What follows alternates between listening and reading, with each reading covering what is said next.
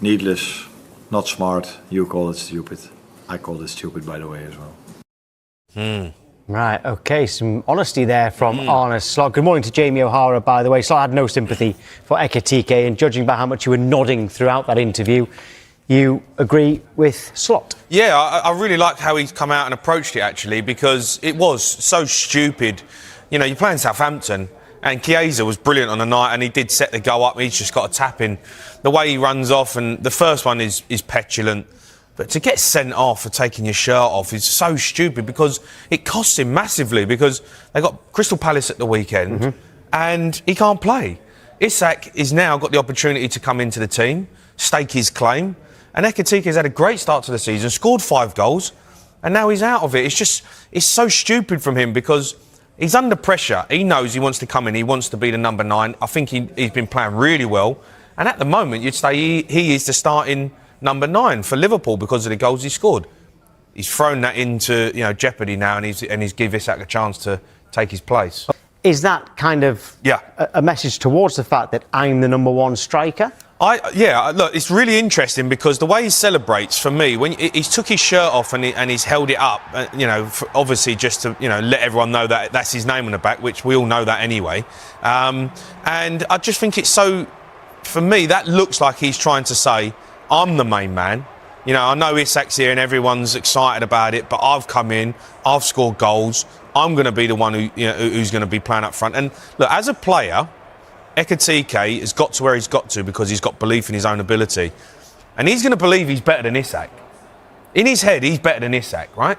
So he's probably a little bit frustrated that everyone's talking about Alexanderisak coming in. Oh, my God, it's going to be amazing. He scored 5 goals.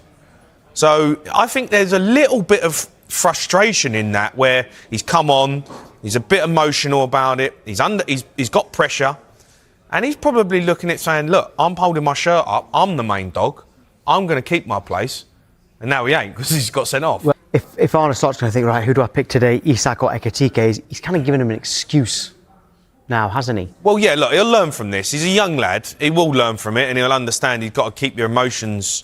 You've got to be level-headed on a playing field, and I know that's difficult. You're playing Southampton. Do you know what I mean? Look, as Arne Slot said, if you go around, skip past 3 players and you bend one in the top corner in the last 5 minutes to win the game, you run off, take your shirt off, can almost understand it, because the euphoric moment of scoring a goal, there's nothing like it.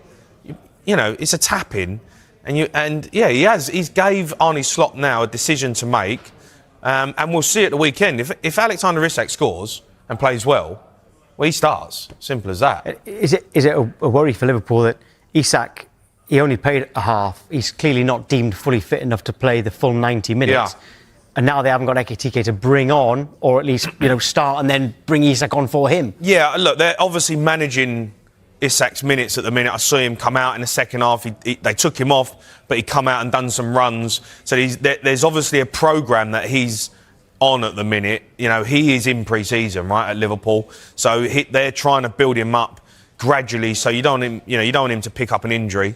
But now obviously the situation is he's probably going to have to start at the weekend, in a really tough game, and they haven't got Etikite to bring on. So look, they'll figure it out. There's other players who can go into that role, and maybe I don't think Isak can play 90 minutes.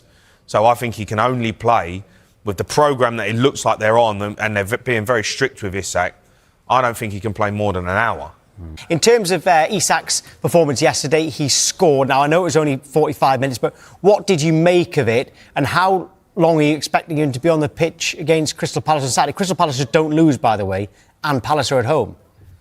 Yeah, it's going to be a tough game. I think of all the teams in the league you could have picked for us to be going into off the back of Ekitike's red card, Palace would have been one of my last choices I get possibly away from the top 4.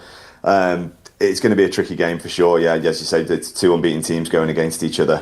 I expected Isak to start the Palace game anyway. To be honest, when I saw he was coming off at half time last night, in my head I was thinking that's probably because he's gonna get some more minutes against Palace. Now he has to, so let's hope he's up to speed. But I don't know, about that, Con.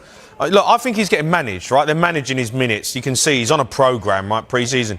I don't know if he was guaranteed to start. If Etikite, the way he's playing, got 5 goals, I genuinely believe, I think Etikite at the moment is the starting number 9. Maybe Isak would have played against Galatasaray on Tuesday instead of Saturday against Palace.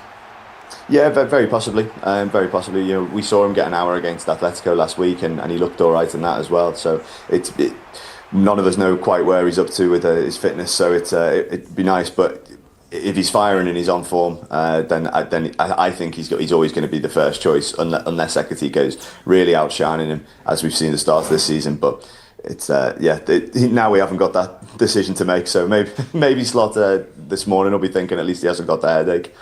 Looking now at Alexanderisak, he played 45 minutes, had 17 touches, obviously that one goal just before the first half finished and created one chance. Now, he was told at half-time that he wouldn't go to the dressing room and had to do sprint instead of the GPS monitor. Nigel, is this just showing that he isn't fully fit yet? The only thing you need to pay attention to for me, Hannah, is that one there that says goal. He's a striker. Grella will tell you there's nothing more to a striker than getting that first goal, getting that monkey off that back, the weight, the expectation. He's going to grow with it. And when you look at the finish, it's a fantastic finish. It's a striker's finish. He knows exactly where the goal is. Goalkeeper tries to cheat, but that there is a cheeky near post. This is what an accomplished striker does. Look at the caress of the ball into that near post area. Some players will probably miss from that. That is the biggest moment and most important thing he did in the game today. We said it before we had discussions. He hasn't had a proper pre-season. So for me, it's no surprise he came off at half-time. He's still building fitness. Something that I've had to go through in my career when you didn't have a pre-season and you go into a season, you've got this mentality as a player where you think you're invincible, you can get through it by playing games and getting fit. It doesn't work like that. When you play games and you don't have the foundation, you're more likely to break down. That is why professional players have to have a pre-season. Pre-season is to build that foundation to go the rest of the season. So for me, how they're handling Alexanderisak is credible to Liverpool. They're being smart behind it. There's a lot more science in the game. But probably Grella can add to it more than I can. Being a striker, you've got the selfishness of scoring goals. Scoring goals is the most important thing. And now he got his first Liverpool goal. It will take a weight off him, but he has to still be patient with his build-up. And that's all I pay attention to. He got his goal. Yeah. That's what's important. Continue to build his fit. I think Arne Slot's expression at the end of the game tells you a lot right now that he's very upset. Yeah, taking a look now at the yellow cards, we can see when Ugo Etikite received them. So the first one happened in the 52nd minute. Tell us why he got this, Grella. Why did he get a yellow card here? That's a good question, Hannah. That's why he got the yellow card. There you go. I thought it was for the first grab, but okay. But then he volleyball punts it there, and then the second one he takes is... That's descent. And then obviously, probably the frustration from missing that first chance, and then this one there, it's just a moment of madness, lapse of concentration. And again, you talk about all the other players should have been, what are you doing? Players should have been running straight to him. As soon as he starts, pull your shirt back down. Moment of madness that... It's hard to forgive that. Because he's not a child. It's not even like it was a tackle. They could have been so easily prevented. It's a little bit ironic, right, the moment, because he does something, you used the word personal before, but he does something, because he scores the goal and he does something out of a raw emotion and he's showing his jersey, right? But then it ends up actually hurting the team in the long run because hurts him. Maybe Isak is not ready to start in the next games or whatever. And also, Etikite is a weapon on his own. He's almost scoring a goal a game if you look up all competitions and the minutes that he's played. So to do that, it's not only just a moment of madness, it's a moment of, hey, this is about me, because he's showing his jersey. And so I'm sure he'll learn from it for sure, because at that level, when you're at a club like Liverpool, it's never about you. It's always about what's best for the club. And obviously what's best for the club in the next match is that he's there. And he won't be. Maybe you've shown a little bit of frustration. I know as a player, you always think you're the best, right? You don't think anyone's better than you, and you work hard to get to that level. And then Isak comes in, and the whole story is about him. And you see a little bit of frustration. It's also possible, but it's not a good look at the end of the day. And the thing I always respected about the managers I played for was their ability to manage a locker room. Liverpool, they're spoiled for riches, as you said, Nige. But now the question I have for Arne Slot is how do you manage this? You have two strikers who are going to get you goals. Both of them want to play, and I love that you mentioned the frustration. I think you're bang on with that. That was a moment of frustration. It's a player who thinks he should be the guy, and up until late on in the transfer window, he was told he's the guy. This has elements of Darwin Núñez a bit. A player who was bought in before to be the main man for Liverpool, feels a bit slighted, and then starts having... the misses aside, starts having moments of madness in his own personal life. But Nah, I disagree with you on that one. I don't think it's the same as Darwin Núñez. I think that when Liverpool got Etikite, I think that they would have had conversations to let him know that you may not be the only one. Because Liverpool are building for something great. That it's about competition, being competitive, and everyone has to earn the right to play. Everyone's going to have competition for places.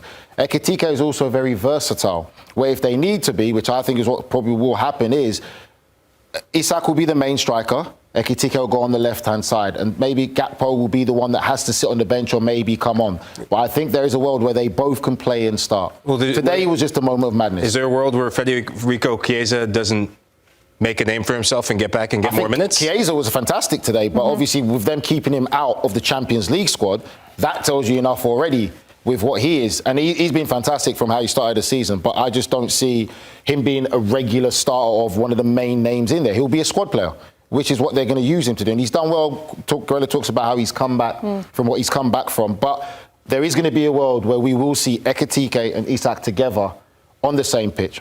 I think, like Guerrero said, made a great point, making it about yourself. When you take off your shirt and show your name, you're trying to tell the fans, this is me. And it was just the wrong moment at the wrong time for being too emotional. And you can't make it about you at the clubs like Liverpool.